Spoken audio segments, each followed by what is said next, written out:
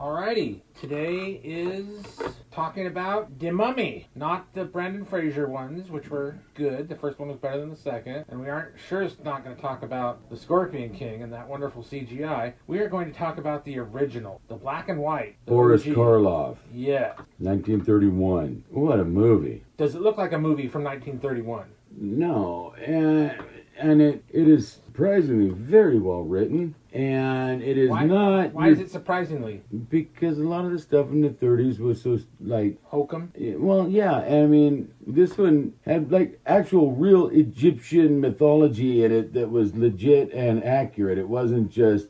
they took the random names of all the different gods or whatever and just used them however they, no. All willy-nilly, yeah. It was Isis and Osiris and it was not your any of the mummies that would follow at all. I mean, he did not have his bandages on through the whole thing, and it was a whole different, like, reason that he came back to life, and... Not because he was spurned by some... And Karloff, man, oh, wow, he was so good in it. So, yeah, no, it is definitely a horror classic. So the writing is just exceptional for the time and the subject. It even stands right now today. Yeah. It does. It does.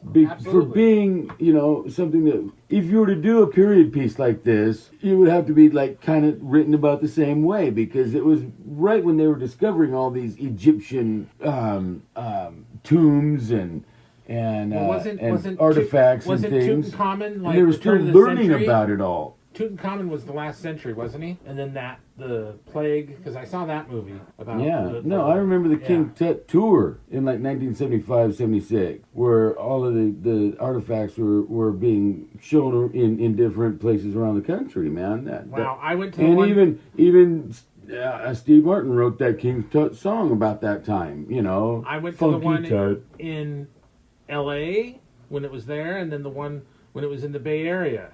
So I've been to it twice. So yeah, and so that was really good, and just How about the makeup? the photography and the way it was filmed, and I mean the music was pretty dated, typical of the time, but effective, and yeah, the makeup was, I mean, Exceptional. Wow. Exceptional. It was. Very much so. And the wardrobe was outstanding. I mean, it's a really, really, really good movie. If you've not seen the original Mummy with Karloff, not anything that ever came from after that, but that one, oh yeah, it's a must-see, for sure.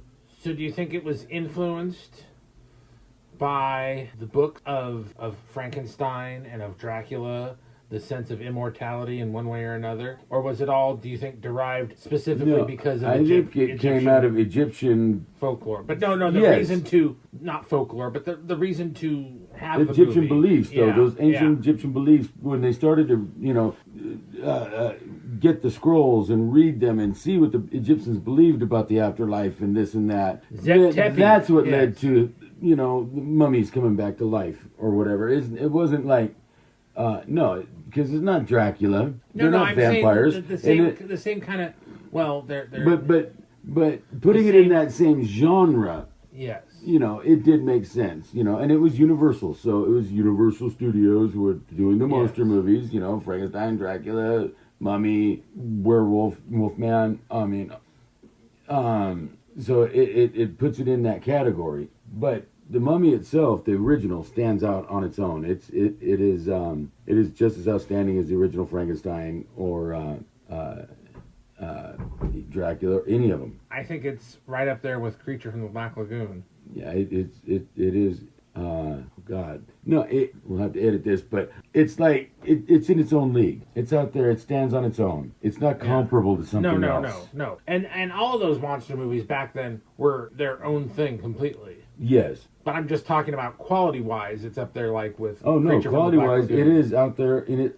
It stands on its own, and like the Creature from the Black Lagoon, which is, I think, the best of them all. Yeah, it's up there with the best, no question about it. So,